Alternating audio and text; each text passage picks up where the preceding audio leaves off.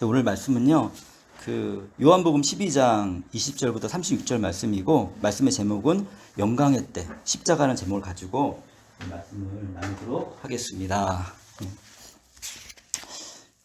이제 먼저 우리 항상 이렇게 말씀을 나누기 전에, 나누면서 이제 지난주에 무슨 말씀을 나누는지 한번 이렇게 돌아보거든요. 그래서 지난주에는 어떤 말씀 나눴냐면, 나사로의 여동생, 마리아에 대해서 같이 나눴었어요.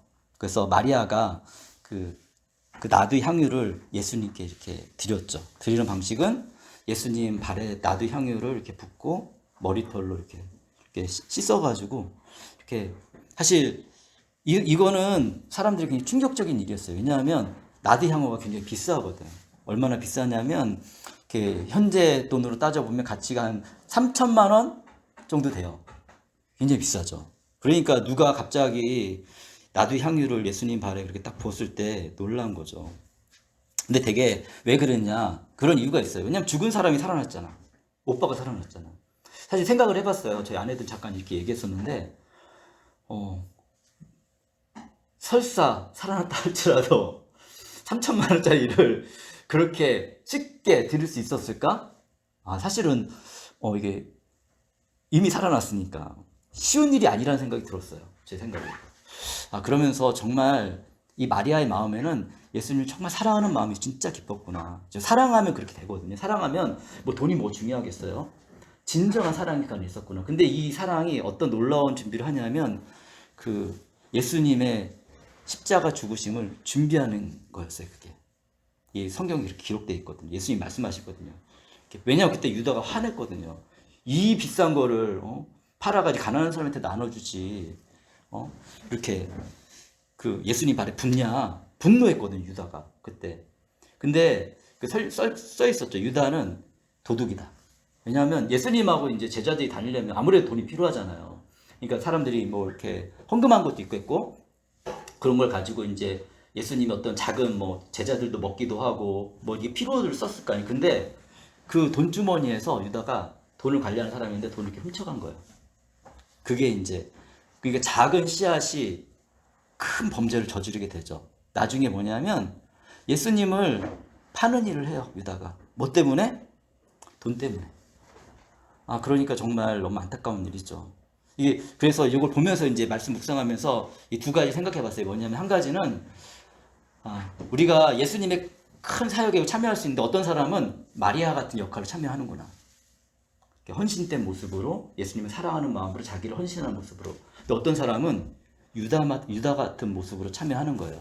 예수님을 팔아넘기는 역할을 하는 거예요.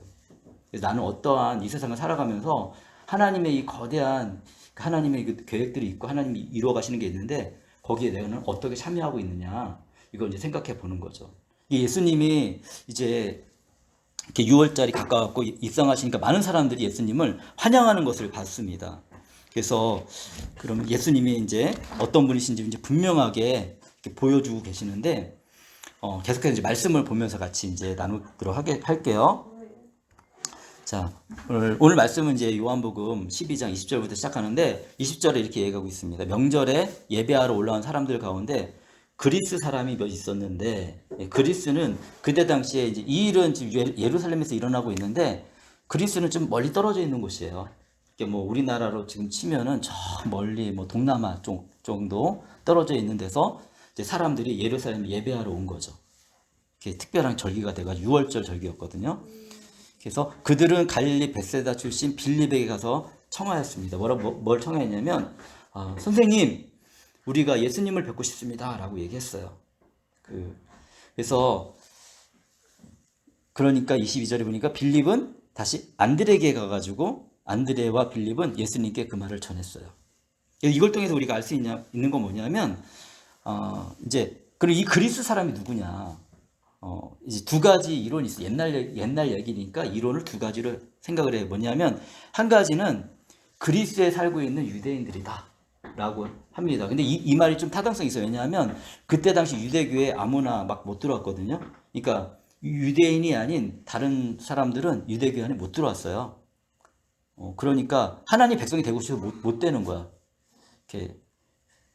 그렇기 때문에 그런 유대인이다 생각하는 사람이 있고 그렇지만 이방인들 가운데, 괜찮아요. 이방인들 가운데 그 뭐냐면 그 어떤 사람이 있냐면 그래도 하나님 백성이 들어오고 싶은 사람이 있었어. 사실 이런 사람들은 예수님의 절기 같은 데 참여하지 못해요.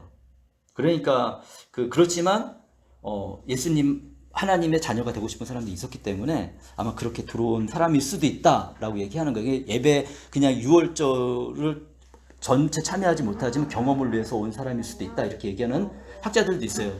어쨌든 중요한 건 뭐냐면은 이 사람들이 예수님을 만나보고 싶어 했다는 거예요. 그래서 직접 예수님을 이렇게 만나기 어려우니까 마침 그 빌립이 있었나 봐요. 빌립한테 얘기했고 빌립이 안드레랑 상의를 해가지고 가가지고 예수님을 이렇게 만나보려고 했습니다. 네, 그래서 계속해서 말씀을 나누도록 하겠습니다. 이런 일이 이제 있었고요. 그리고 나서 이제 예수님 만나러 갑니다. 23절에 예수께서 그들에게 대답하셨습니다. 인자가 영광을 받을 때가 왔다. 이 말씀을 듣고 나서 인자가 영광을 받을 때가 왔다라고 예수님께서 이렇게 말씀을 하신 거예요. 자, 그러면 이제 예수님의 이 말씀은 무슨 의미냐 뭐냐면 인자가 영광을 받을 때라는 것은 이제 내가 십자가에 죽을 때가 됐다라고 예수님께서 이렇게 말씀하시는 거예요. 지금까지 이제 많은 유대인의 지도자들이 예수님을 죽이려고 했어요.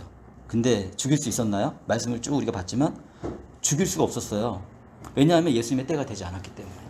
근데 이제는 예수님의 때가 되어가지고 예수님을 이제 때가 되니까 그 신호가 뭐였냐면 바로 이 그리스 사람들이 예수님을 만나려고 했던 그것이 신호였습니다. 뭐 성경에 이렇게 찾아보니까 이렇게 왜 그러신지 모르겠어요. 어쨌든 예수님은 이걸 신호로 받아들였고 그러면서 이제 이때가 왔음을 예수님께서 알려주세요.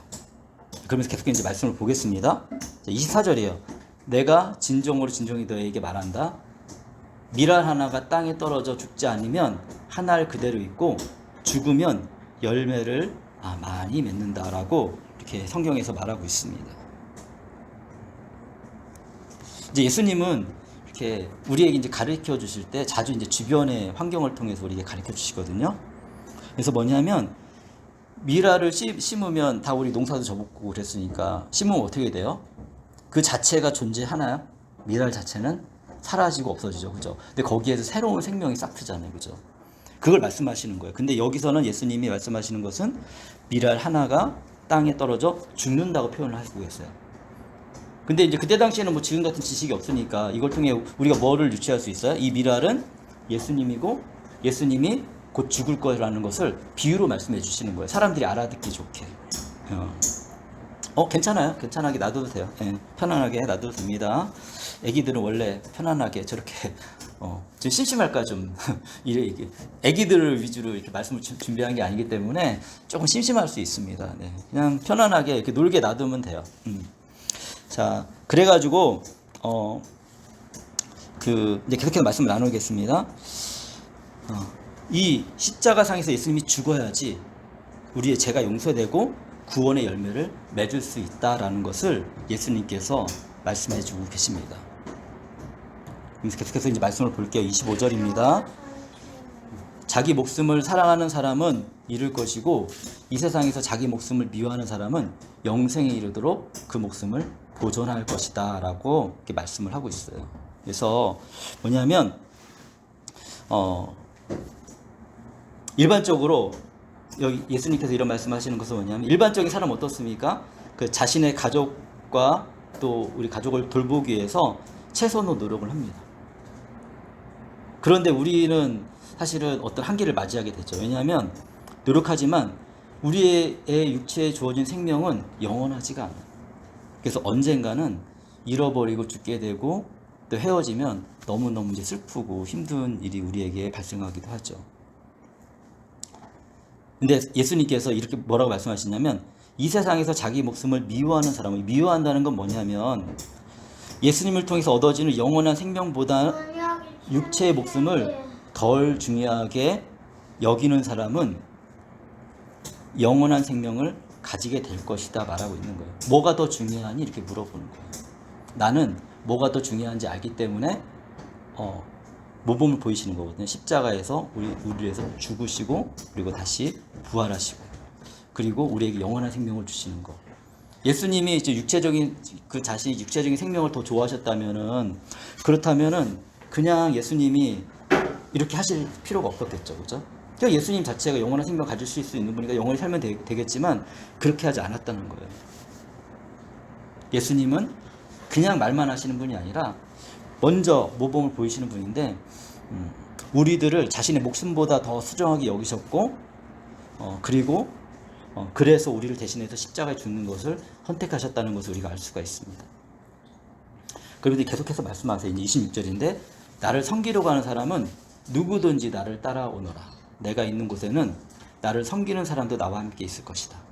누구든지 나를 섬기면 내 아버지께서 그를 높여주실 것이다. 그리고 나서 이제 우리에게 권면하시는 거예요. 모범을 보이실 거다. 이때 당시는 아직 십자가 지신 건 아니죠. 근데 내가 이렇게 할 거다라고 말씀하시면서 우리에게 권면하시는 것은 너희가 만약에 나를 섬긴다고 한다면 나를 정말 믿고 따르겠다고 하면 나를 섬긴다는 건 나를 돕는 사람이 되고자 한다면 이거거든요. 내가 있는 곳에 나와 함께 있어야 된다. 자, 그러면은 예수님이 계신 곳이 어디인가? 요한복음을 통해서 우리가 먼저 복음을 나누고 있으니까 알 수가 있는데 뭐냐면 예수님은 그 시대에 평범한 어부들하고 함께 계셨어요. 제자들이 다 평범한 어부들이었거든요.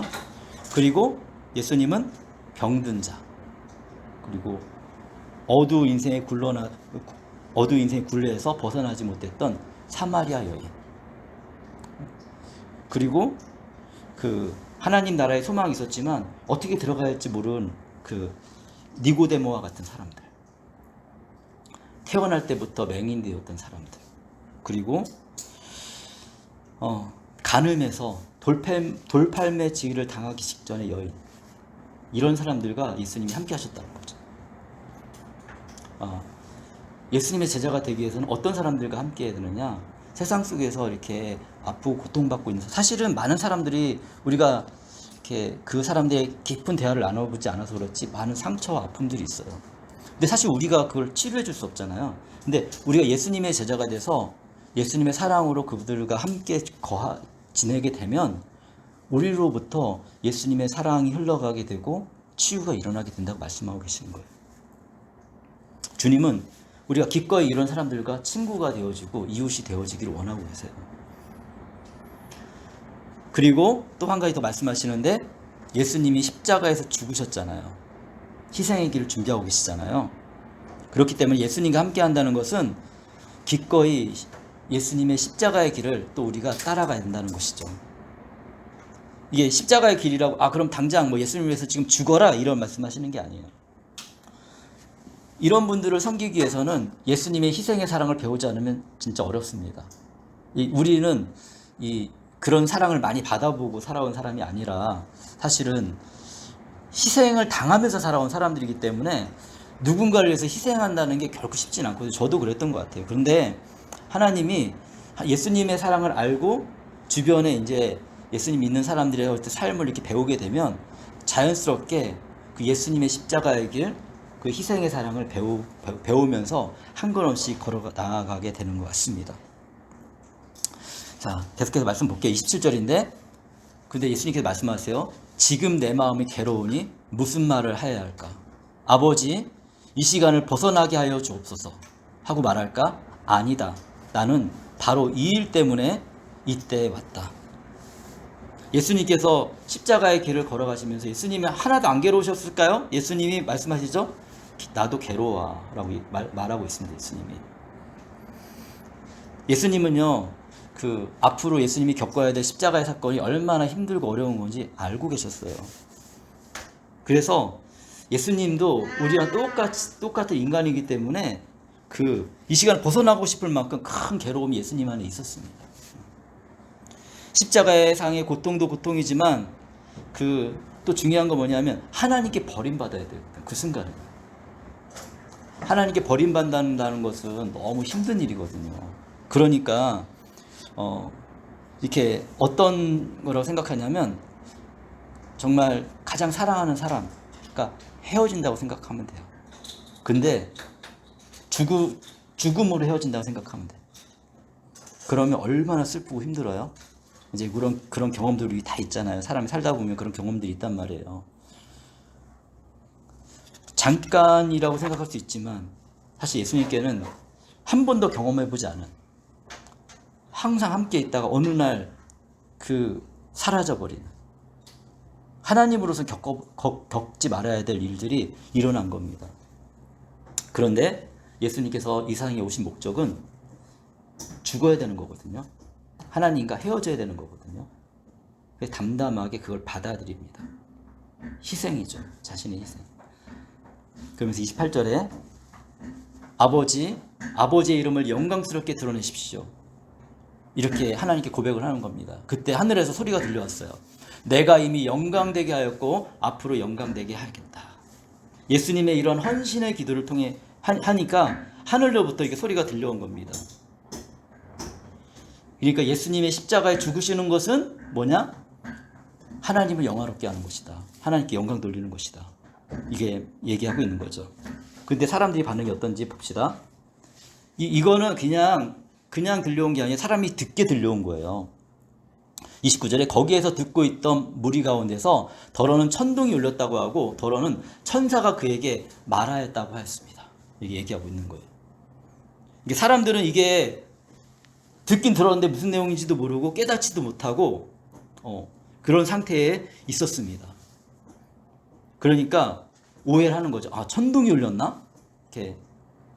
그래서 예수님께서 말씀하시는 거예요. 이렇게 무슨 목소리가 들린 것 같기도 하고. 사람들이 헤매고 있을 때 30절, 31절에 예수께서 말씀하시는 거예요. 이 소리가 난 것은 나를 위해서가 아니라 너희를 위해서다. 지금은 이 세상이 심판을 받을 때이다. 이제는 이 세상의 통치자들이 쫓겨날 것이다. 이 소리가 난 건 누구를 위해서라고 얘기하냐면 예수님 자신을 위해서. 예수님 필요 없죠. 예수님이 이미 다 알고 있는데 그 천둥 소리를 들은 너희들을 위해서 하나님께서 지금 반응해 주시는 것이다 라고 얘기하고 있는 거예요. 그러면서 이제는 이 세상이 심판받을 때가 됐다라고 말씀하세요. 이제는 이 세상의 통치자가 쫓겨날 것이다. 그러면 이 심판받을 대상, 이 통치자는 누구일까? 이 통치자는 눈에 보이진 않습니다.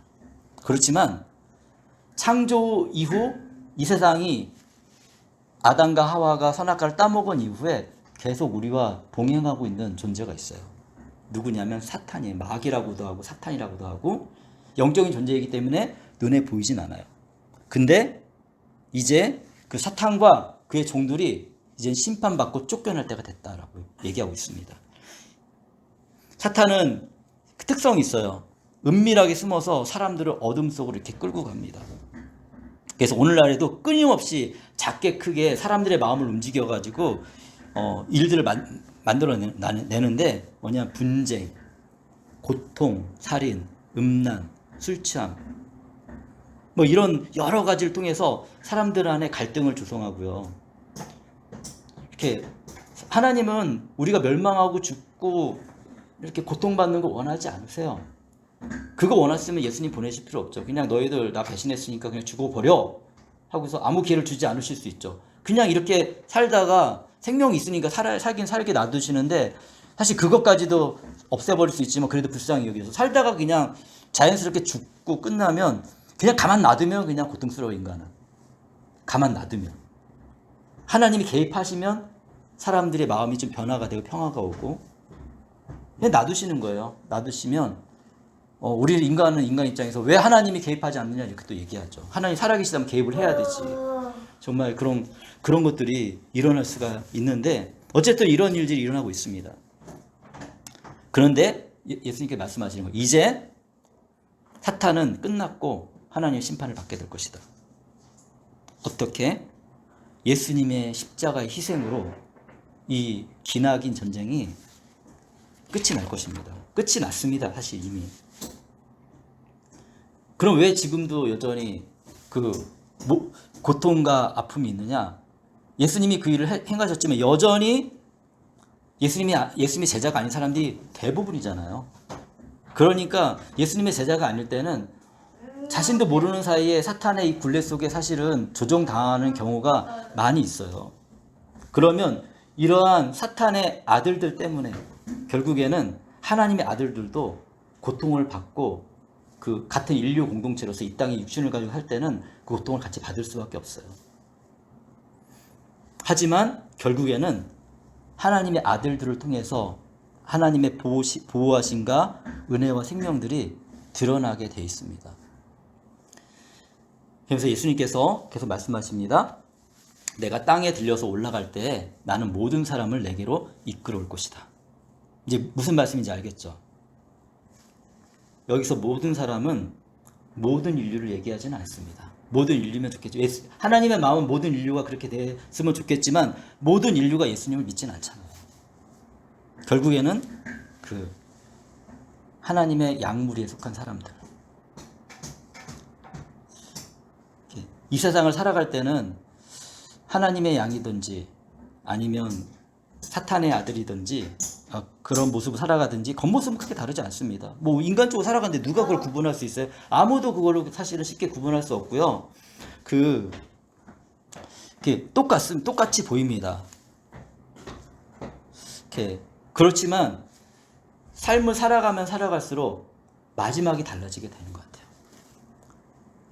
마지막에 우리가 죽음을 맞이하는 그 순간에 진정한 하나님의 제자로서 우리가 삶을 살아가면 우리 안에 평안함이 있을 겁니다. 이 어둡고 때로는 힘든 이 세상 속에서 하나님 안에서 잘 살아보려고 노력했거든요. 그 결과로 완전하진 않지만 그래도 내 주변에 예수님을 믿고 살아가는 좋은 믿음의 사람들이 있을 수 있고, 그리고 이렇게 또 우리가 하나님 품에 안기면서 그것을 우리의 삶으로 이렇게 경험하게 될 것입니다. 그리고 또 한 가지 우리가 또 중요한 게 있는데 뭐냐면, 우리가 이 세상을 살아가는 동안에는 저도 예전에는 하나님 몰랐기 때문에 그 어둠 속에 살았거든요. 그런데 하나님은 길을 여전히 활짝 열어놓고 계시다는 거예요. 진짜 활짝 열어놓고 계세요. 그래가지고 우리가 조금만 하나님을 향해 마음을 열잖아요. 그러면 하나님이 확 잡아 당기신다니까요. 저 그런 것들을 많이 보고 있습니다. 지금 현재 살아가면서도 하나님이 한 사람 인생에 어떻게 개입하시는지 이렇게 보게 돼요. 그러면서 정말 놀라운 하나님의 개입이다, 이거는. 내가 할 수 없는 일이고 하나님이 하시는데 정말 놀랐거든요. 이런 일들이 정말 계속해서 일어나는구나. 그러니까 이렇게 예수님 믿고서 삶이 변화되는 사람들이 점점 많아지게 되는 거죠. 어쨌든 그렇습니다. 이 말씀을 준비하면서 그러면서 이제 저의 모습을 한번 이렇게 돌아봤어요. 30년 전에 하나님께서 이제 예수님 믿은 지 한 30년 됐는데 전에 저에게 어떻게 다가왔나. 저는 아주 평범한 삶을 살고 있었고요. 그리고 이제 이런 말씀을 통해서 우리가 알 수 있는 것처럼 이렇게 표현할 수 있는데, 사탄이 설계한 어두움 속에서 저 여전히 살고 있었습니다. 그래가지고 저를 괴롭히는 것들이 있었는데, 하나님을 원망하고, 아니 하나님을 뭐 알지도 못했으니까 일단 하나님에 대한 그 개념을 알 수 없도록 저를 딱 막아놨었고, 그런데다가 우리 다 알고 있지만 저희 가정이 굉장히 가난했고, 그리고 불안정했어요, 삶이. 그러니까 자신의 삶을 이렇게 살아내야 되기 때문에 아까도 얘기했지만 누구를 돌아볼 그런 여유가 없었어요. 예수님 알고 나서도 사실은 그렇지 못했죠. 동생이 이렇게 여기 이제 같이 있는데 청순 CCC 10대 청소년 할 때 제가 그때 순장이었거든요. 그때 잘 돌아봐줬으면 얼마나 좋았을까. 지금 생각해보면 그렇습니다. 근데 그때는 그런 생각조차 1도 없었거든요. 그냥 동생은 동생 즐겁게 살고 난 나 즐겁게 살고, 그냥 그게 단 줄 알았어요. 근데 나이가 들고 이제 지나 보니까 내가 그때 참 좋지 않은 형이었다 생각이 좀 들기도 했어요. 근데 그럴지라도 예수님을 믿으니까 제 삶에 조그만 변화들이 일어나더라고요. 그래서 이제 저만을 생각하며 살던 이기적인 모습에서 이웃을 돌아보는 그런 이제 것들을 제가 조금씩 배우게 되었고, 이제 예수님과 함께하면 할수록 예수님의 가르침과 또 이렇게 다른 모습의 저를 이렇게 발견하게 됐거든요. 그래서 하나씩 버리기 시작했어요. 어렵더라고요. 근데 이게 쉬운 일이 아니에요. 우리가 왜냐면 평생을 그렇게 살아왔고, 저도 뭐 한 20년, 거의 뭐 30년 이상을 그런 환경 속에서 이 버리는 과정도 되게 힘들었거든요. 지금도 뭐 쉽지 않습니다. 여러 가지 많이 버렸어요. 제일 첫 번째 버렸던 게 전 그게 기억이 나요. 담배 버려, 담배. 담배를 버렸어. 이게 뭐, 피는 사람도 알거든요. 이게 쉽지가 않아요. 이게 외롭고 아니면 뭔가 이렇게 문제가 있고 그러면 또 생각나거든, 그게. 이 완전히 제 정신 세계 속에 버리는데 시간이 좀 걸렸습니다. 술도 좀 버리는데 시간이 걸렸고, 지금도 잘 못 버리고 나타날 때가 있는데 이기적인 태도. 이렇게. 그리고 내면에 잠재되어 있는 폭력성. 근데 많이 버려졌어요, 진짜. 그리고 음란한 생각들. 이런 것들도 상당히 많거든요.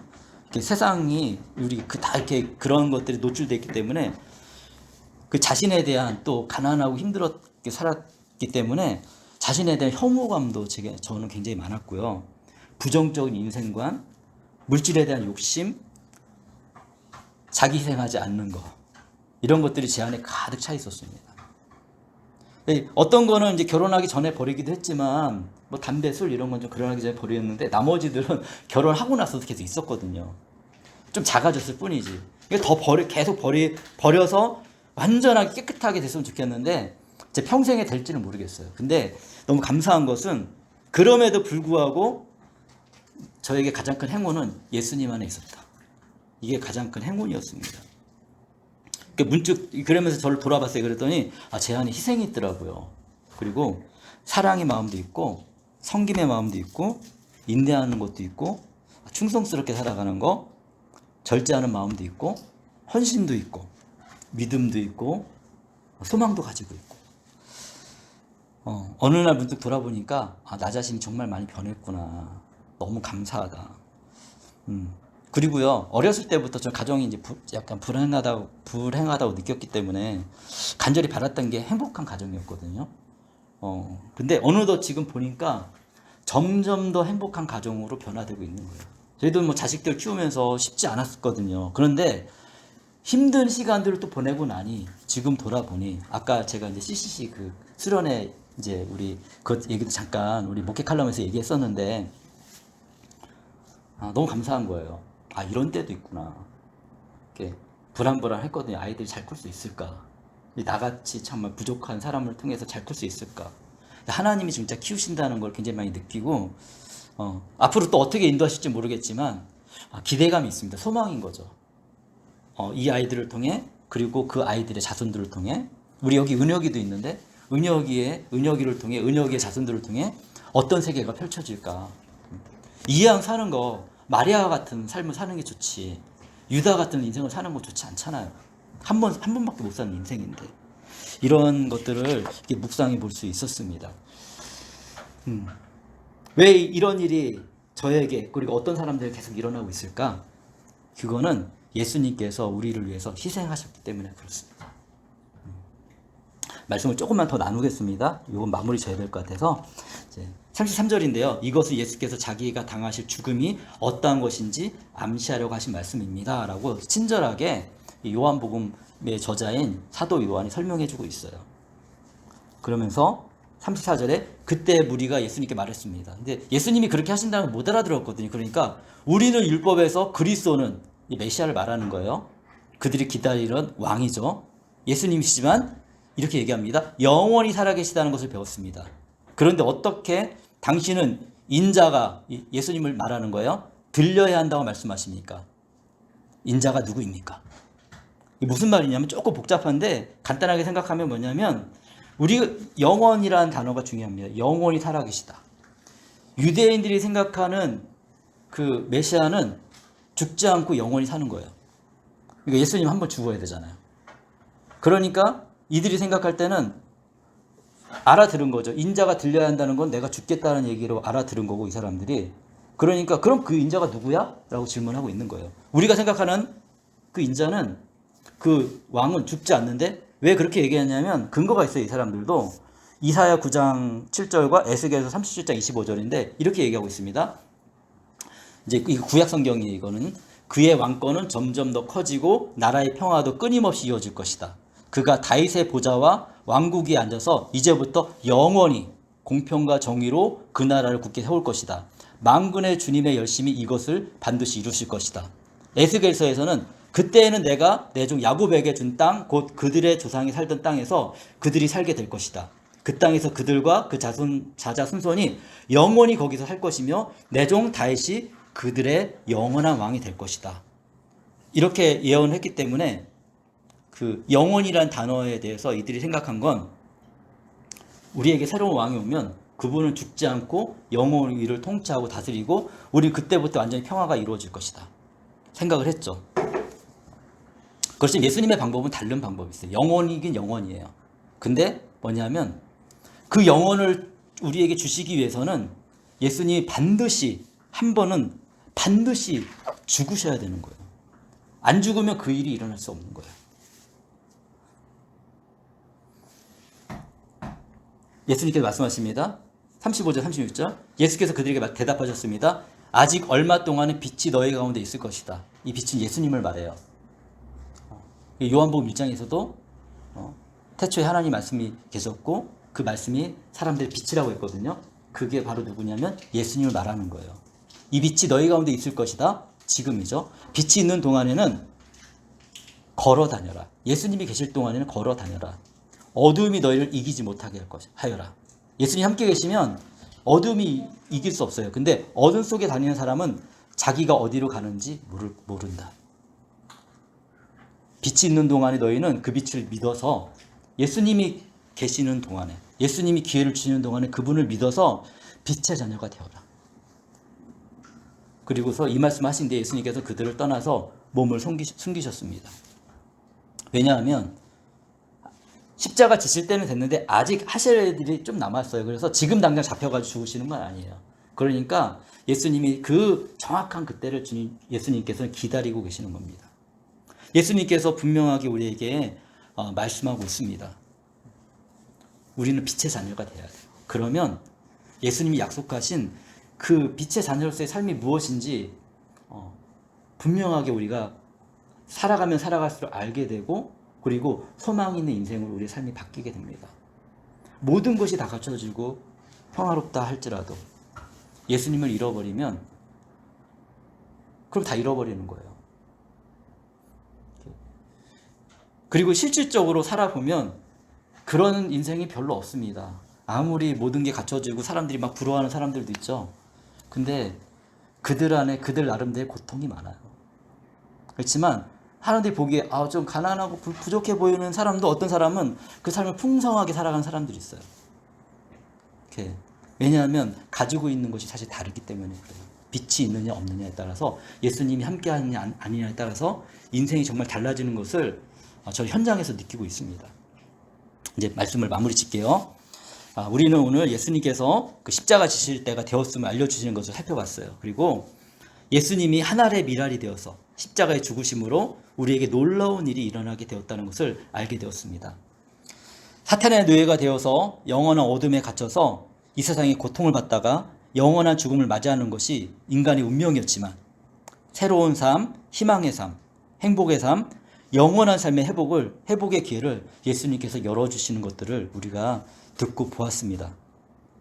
저는 그 혜택을 보았고요.